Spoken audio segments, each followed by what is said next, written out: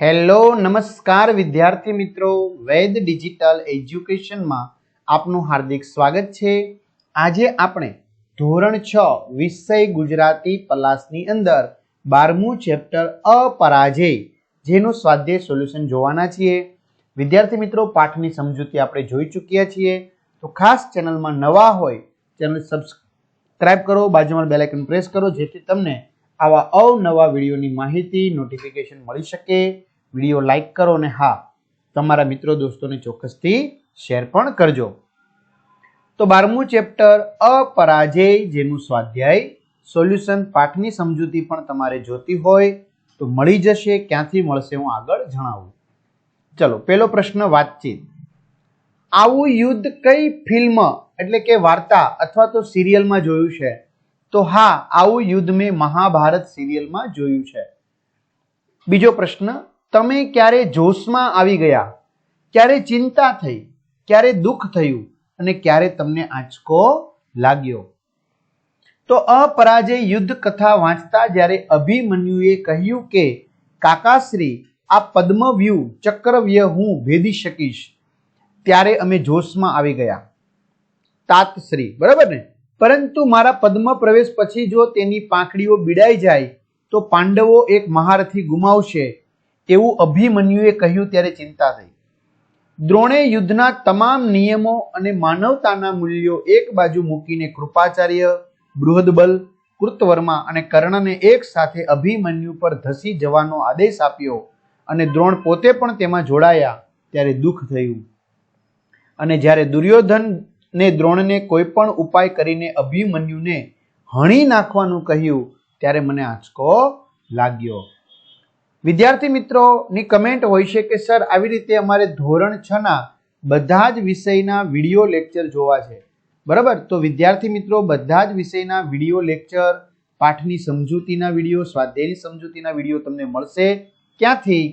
તો આપણી વેદ digital education નામની એપ્લિકેશન છે જે ગૂગલ પ્લે સ્ટોર કે જ્યાંથી તમે ગેમ ડાઉનલોડ કરો છો ત્યાં જઈને ડાઉનલોડ કરો, જેમાં તમને બધા જ વિષયના પાઠ્યપુસ્તકના પ્રકરણની સમજૂતીના વિડીયો, સ્વાધ્યાય અભ્યાસ, પરીક્ષાના સમયે પેપર, એકમ કસોટી, સ્વાધ્યાય પોથી, પ્રોજેક્ટ બુક બધું જ મળી જશે।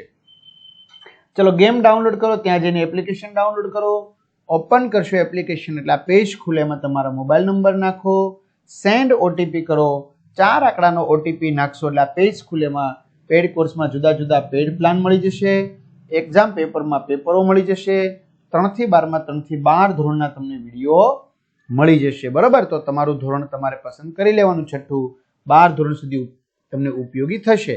તમારો વિષયમાં જઈ અને પાઠવાઇઝ વિડીયો જોઈ શકો છો, બરાબર? ગુજરાતીમાં તમારે જે પાઠ જોવો એ પાઠના વિડીયો તમને મળી જશે। ગણિતમાં જય સર, વિજ્ઞાન ફેનિલ સર, સામાજિક જ્ઞાન ઋત્વી મેડમ, ઇંગ્લિશ નીલમ મેડમ, બાકી ગુજરાતી, હિન્દી, સંસ્કૃત આવી રીતે છે જ, બરાબર? તો આ બધું જ મળી જશે। અથવા તો શાળા મિત્રમાં પણ ધોરણમાં તમારું ધોરણ પસંદ કરી વિષય પ્રમાણે પાઠવાઇઝ વિડીયો જોઈ શકો છો। ટૂંકમાં અહીંથી તમને બધું જ મળી જશે। ઓકે, ચલો, વાર્તાની કઈ લીટી સંવાદ યાદ રહી જાય તેવો લાગ્યો?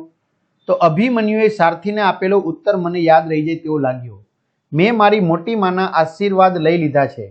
અભિમન્યુ રથના આગળના ભાગે નમીને પોતાના સારથીની પીઠ થાબડતા બોલ્યો, સુમિત્ર, કદાચ સાંજે હું મારી મોટી માને ચરણે વંદન કરવા પાછો ન ફરું, પરંતુ હવે એ વિચારવાનો સમય નથી। હું અર્જુન અને સુભદ્રાનો પુત્ર છું, શ્રી કૃષ્ણનો ભાણેજ અને ઉત્તરાનો પતિ છું। ભય પામવાનું હું શીખ્યો જ નથી। રથને સીધો જ પદ્મની વચ્ચોવચ્ચ દોડાવી જા। એક જ રથ વડે હું પદ્મના 8 ભાગ ન કરી નાખું તો હું સુભદ્રાના પેટે જન્મ્યો ન હતો તેમ માનજે। ચોથો જવાબ, અભિમન્યુની કઈ વાત તમને ગમી? વિદ્યાર્થી મિત્રો, આ વિડીયો બહુ મોટો બને એમ છે સ્વાધ્યાયના સોલ્યુશનનો, તો વિડીયો પોઝ કરીને તમે લખી શકશો।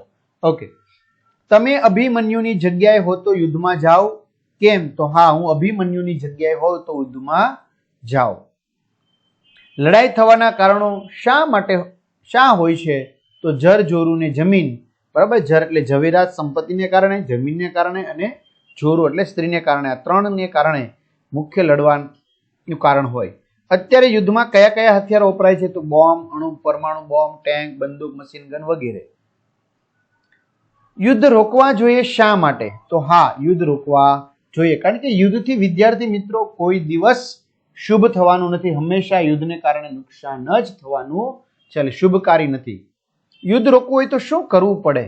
બરાબર, તો એનો જવાબ અહીં આપેલો છે. ચલો, 13મા દિવસે સવારે આનંદ લાંબો સમય ના ટક્યો સુધી વાંચો અને ખરા વિધાન સામે ખરું અને ખોટા વિધાન સામે ચોકડીની નિશાની કરો. તો દ્રોણે પદ્મવ્યૂહની રચના કરી, તેથી પાંડવ સેના ચિંતિત હતી, ખરું. પિતા અને મામાએ અભિમન્યુને પદ્મવ્યૂહ ભેદતા શીખવ્યું હતું, ખરું. અભિમન્યુને વિશ્વાસ હતો કે પોતે ચક્રવ્યૂહ તોડી શકશે, ખરું. વ્યૂહની બહાર નીકળવા માટે અભિમન્યુને અન્ય યોદ્ધાઓની જરૂર હતી, ખરું. પાંડવો ઈચ્છતા હતા કે અભિમન્યુ વ્યૂહમાંથી કોઈની મદદ વગર જાતે જ પાછો ફરે, ખોટું. પાંડવો પદ્મવ્યૂહમાં પ્રવેશીને તેને વેરવિખેર કરી દેશે એવી અભિમન્યુને ખાતરી હતી, ખોટું.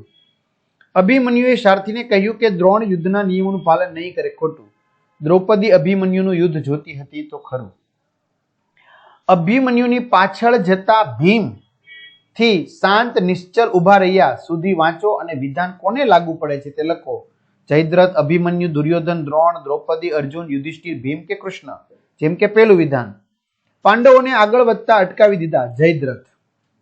જોત જોતામાં એણે વ્યૂહની એક પછી એક હરોળ તોડી નાખી અભિમન્યુ. પુત્રના મૃત્યુથી એ ખૂબ ગુસ્સે ભરાયો અર્જુન. પોતાના બધા સાથીઓને એક સાથે અભિમન્યુ પર તૂટી પડવાનું કહ્યું દ્રોણ. એક સાથે 6 યોદ્ધાઓનો સામનો કરતા એનો રથ ભાંગી ગયો અભિમન્યુ. અને ત્યાર પછી અભિમન્યુના મૃત્યુથી એ ખૂબ ખુશ થઈ ગયો દુર્યોધન. એને ચિંતા થઈ કે હવે કદાચ અર્જુન યુદ્ધ કરવાનું છોડી દેશે દ્રૌપદી. એને ખબર પડી ગઈ કે પોતાનો વીર પુત્ર મૃત્યુ પામ્યો છે અર્જુન. બંને ભાઈઓ અર્જુન સમક્ષ શોક વ્યક્ત કરવા લાગ્યા, યુધિષ્ઠિર અને ભીમ. ચલો, વાર્તાના શબ્દનો અર્થ ધારો અને ખરું કરો. મહાવિનાશ એટલે મોટો સંહાર કે મોટી આફત કે મહાવિકરાળ, તો મોટો સંહાર. દીપાવું એટલે કે શોભાવું. વેરવિખેર વેરણછેરણ. લગોલગ લગભગ પાસે. અશક્ત નબળું. હતાશ નિરાશ. પીઠ થાબડવી પ્રોત્સાહન આપવું. તાટકવું ઓચિંતો હુમલો કરવો. ફાળ પડવી ઓચિંતું ભયભીત થવું. કૌંસમાંથી યોગ્ય વિકલ્પ પસંદ કરી ખાલી જગ્યા પૂરો. તો દ્રોણના પદ્મવ્યૂહના સમાચાર સાંભળીને પાંડવ સેના પહેલી ખાલી જગ્યામાં હતાશ આવશે, બીજીમાં અસમર્થ, ત્રીજી ખાલી જગ્યામાં વેરવિખેર, ચોથી ખાલી જગ્યામાં મહાવિનાશ, પાંચમી ખાલી જગ્યામાં ફાળ પડી, છઠ્ઠી ખાલી જગ્યામાં લગોલગ, સાતમીમાં પીઠ થાબડવી, આઠમીમાં દીપાવશે, નવમીમાં ત્રાટકીશું. બંને વાક્યો વાંચો અને આપેલા શબ્દ માટેના અર્થમાંથી યોગ્ય અર્થ સામે ખરું કરો. અભિમન્યુ પદ્મ ભેદીને દુશ્મનની સેનામાં ઘૂસી શકે છે. સોમુ સાંગી લોકોની લાઈન ભેદીને ભાગી ગયો. ભેદવું એટલે તોડવું. સવારનો તડકો કુમળા અભિમન્યુના ગૌર વર્ણને દીપાવતો હતો. દરરોજ આખો દિવસ તડકામાં રહેવાથી અંજનાનો ગૌર વર્ણ શ્યામ થઈ ગયો, તો ગોરા રંગનું. અભિમન્યુએ ક્ષણ માત્રમાં જ પદ્મને ભેદીને દ્રોણના ગર્વના ચૂરેચૂરા કરી નાખ્યા. પોતે એકલા હાથે મેચ જીતાડી દેશે એવી શેખી મારતો ખેલાડી પહેલા બોલે આઉટ થયો, એટલે એના ગર્વના ચૂરેચૂરા થઈ ગયા, એટલે કે અભિમાન ઉતારવું. બરાબર, અભિમાન ઉતરવું એમ પણ કહો તો ચાલશે. ખ્યાલ આવે છે? ઓકે, ચાલો આગળ વધીએ વિદ્યાર્થી મિત્રો આપણે. હાલો, હવે શું કહે છે? લખતા વાંચતા ન આવડતું હોય તેને બેંકમાં જાય ત્યારે અસહાયતા અનુભવતો હશે. અશક્ત ભિખારીને જોઈ મને દયા આવી ગઈ, પણ ખિસ્સા ખાલી હતા. મારી અસહાયતા પર મને દુઃખ થયું, એટલે કે કશું ન કરી શકવાની લાગણી. 6 મહારથીઓએ એક સાથે હુમલો કરી અભિમન્યુને શસ્ત્રવિહીન અને રથવિહીન કરી નાખ્યો. નિશસ્ત્ર કર્યા પછી ભૂમિ પર પાડી નાખીને તેનો વધ કર્યો. રાજા હંમેશા પોતાની પાસે તલવાર, ભાલો કે ગદા રાખતા, તે નિશસ્ત્ર તો કદી હોય જ નહીં, એટલે કે શસ્ત્ર વિનાનું. શ્રી કૃષ્ણ શિબિરના દ્વારમાં જ શાંત નિશ્ચલ ઉભા રહ્યા. 10 દિવસ પછી ઘરે આવીને જોયું કે ઘરમાં ચોરી થયેલી છે. આ જોઈને બધા દુઃખી થઈ ગયા, પણ મોટા ભાઈ તો નિશ્ચલ ઉભા હતા, એટલે કે હાલ્યા ચાલ્યા વગરના, સ્તબ્ધ. અર્જુન મૂઢ, હતાશ અને શોકમય થઈ કશું જ બોલ્યા વિના ઉભો રહ્યો. દાદાના અવસાનથી આખું કુટુંબ શોકમય થઈ ગયું, ઊંડા દુઃખમાં. ચલો, વાર્તામાંથી વાંચો અને તેના આધારે આપેલી પ્રવૃત્તિ કરો. જો પદ્મને ભેદી ન શકાય તો સાંજ સુધીમાં પાંડવ સૈન્યમાં મહાવિનાશ સર્જાય. તેને ભેદવાનું સામર્થ્ય શ્રી કૃષ્ણ, અર્જુન અને પ્રદ્યુમન સિવાય કોઈનામાં હોય તો તે તારામાં છે. તેમાં 2 વાક્યમાં ખરું આવશે. કમળ જેવા આકારનો વ્યૂહને તોડવા ન આવે તો પાંડવ સેનાના મોટા ભાગના સૈનિકો મૃત્યુ પામે. પદ્મવ્યૂહને 4 લોકો જ ભેદી શકે એમ હતા. 2 સામે ખરું કરવાનું. ચાલો જોડકા જોડો વિદ્યાર્થી મિત્રો. અભિમન્યુને બચાવવા હવે કોઈ નહીં પહોંચી શકે. અસહાયતા પહેલામાં. મારો વહાલો દીકરો હવે કોઈ દિવસ પાછો નહીં આવે, તો દુઃખ. અરે રે આવા પરાક્રમી પુત્રને મેં સદા માટે ગુમાવ્યો. શોક. મેં જ અભિમન્યુને મોતના મોંમાં ધકેલ્યો છે. શરમ. ચલો વાક્યોને ઘટનાક્રમ મુજબ ગોઠવો અને વચ્ચે કોઈ એક ઘટના ઉમેરો. કૌરવોએ કમલાકાર વ્યૂહરચના કરી તેની પાંડવ સેનાના સેનાપતિને ચિંતા થઈ. દ્રૌપદીએ કહ્યું કે અભિમન્યુ પદ્મવ્યૂહ તોડી શકે છે. ત્રીજું, અભિમન્યુએ પદ્મવ્યૂહ તોડવાની તૈયારી બતાવી. અભિમન્યુએ ગણતરીની ક્ષણોમાં પદ્મને ભેદી નાખ્યું. પાંચમું, હવે અભિમન્યુ ચારે બાજુથી ઘેરાઈ ગયો હતો અને 6 મહારથીઓએ એક સાથે અભિમન્યુ પર તૂટી પડ્યા. ચલો હવે તમારે લખવાનું છે કે આ ઘટના યુદ્ધ પહેલાની છે, યુદ્ધ પછીની છે કે દરમિયાન છે. તો પહેલામાં દરમિયાન, બીજામાં પહેલા, ત્રીજામાં પહેલા, ચોથામાં દરમિયાન, પાંચમામાં પછી, છઠ્ઠામાં દરમિયાન, સાતમામાં પહેલા, આઠમામાં દરમિયાન, નવમામાં પહેલા, દસમામાં દરમિયાન અને 11મામાં પછી. પ્રશ્નોના ઉત્તર લખો. અભિમન્યુની બહાદુરી વિશેના વાક્યો શોધીને લખો. તો વિદ્યાર્થી મિત્રો, તમારે અભિમન્યુ જે સંવાદ આપે છે બહાદુરીના, બરાબર, એ તમારે પાઠમાંથી જોઈને અથવા તો વિડીયો પોઝ કરીને શું કરી નાખવાના છે? લખી નાખવાના છે. બરાબર, એટલે કોઈ ચિંતા નથી કરવાની. પદ્મવ્યૂહ અંગે અભિમન્યુને કઈ બાબતનું જ્ઞાન ન હતું? દ્રોણના ગર્વના ચૂરેચૂરા સી રીતે થયા? શું બન્યું હોત તો અભિમન્યુ બચી શક્યો હોત? બરાબર, જયદ્રથ એક ન આવી ગયો હોત તો અભિમન્યુ બચી શક્યો હોત. ટૂંકનોંધ લખો. એકલ વીર અભિમન્યુ. અભિમન્યુ વિશે ટૂંકનોંધ લખવાની છે, તો લખેલી છે. ચક્રવ્યૂહમાં અભિમન્યુ, એના વિશે ટૂંકનોંધ લખવાની છે, તો લખેલી છે.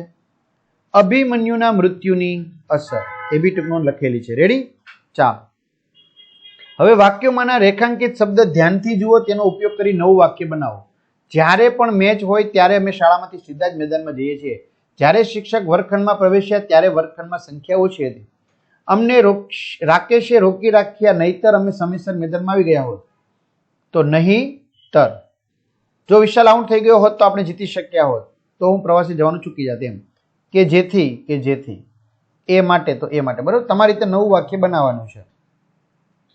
છતાં પણ, તો પણ, ત્યારબાદ, પછી.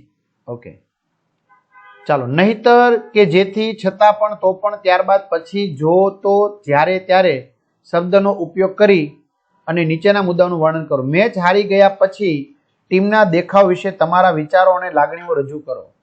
વિડીયો પોઝ કરીને લખી નાખો. તમે મેળામાં કેવી રીતે ખોવાઈ ગયા અને શું થયું હોત તો ન ખોવાયા હોત તે અંગે પોલીસ સાથે વાત કરો. ત્રીજું, ગૃહ કાર્ય ન કરી શક્યા હોય ત્યારે શિક્ષક તમારી વાત માની જાય તે રીતે સમજાવી દો. રેડી? આ રીતે. ચાલો. વેર વિખેર થઈ ગયેલા શબ્દોની વ્યૂહરચના એવી રીતે કરો કે જેથી વાક્ય સાચું બને. એટલે કે મીન્સ કે આડાવાળા શબ્દો છે એને ગોઠવી અને વાક્ય વ્યવસ્થિત તૈયાર કરવાનું છે. તો અભિમન્યુની મદદ કરવા એક પણ પાંડવ યોદ્ધો પહોંચી ન શક્યો. અભિમન્યુનું યુદ્ધ કૌશલ્ય જોઈને કૌરવ મહારથીઓ ડઘાઈ ગયા. અભિમન્યુ બાળપણથી જ શસ્ત્ર વિદ્યામાં પ્રવીણ હતો. અભિમન્યુને મામા કૃષ્ણ પાસેથી ઘણું બધું શીખવા મળતું. અભિમન્યુને મારવા માટે કૌરવોએ યુદ્ધના નિયમોનું ઉલ્લંઘન કર્યું. ચલો. એકલવ્ય, ધ્રુવ, નચિકેતા અને પ્રહલાદ વિશે જાણકારી મેળવો. તો વિદ્યાર્થી મિત્રો, આપણે એકલવ્ય વિશે માહિતી મેળવેલી છે. તમે વિડીયો પોસ્ટ કરીને લખી શકો છો અને એમ જ લખો છો, મને ખબર જ છે.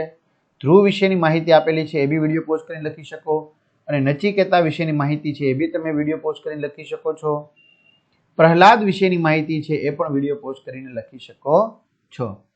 હવે છે કુંતા અભિમન્યુને બાંધે અમર રાખડી. એ ગીત તો કદાચ તમે સાંભળ્યું હશે, બરાબર, તો એ પણ તમારે શોધીને લખવાનું છે. તો કઈ વાંધો નહીં મિત્રો, તમારા માટે આપણે આ ગીત છે એ કમ્પ્લીટલી શોધી દીધું છે. પહેલા આટલો ભાગ વિડીયો પોઝ કરીને લખી નાખો. ઓકે, જો આમાં લખ્યું છે, જો પહેલા કોઠે, આમાં બધું જ આવી ગયું છે. પહેલા કોઠે ગુરુ દ્રોણ હશે, બીજા કોઠે કોણ હશે? કૃપાચાર્ય, ત્રીજા કોઠે અશ્વસ્થામા, ચોથા કોઠે કાકો કર્ણ.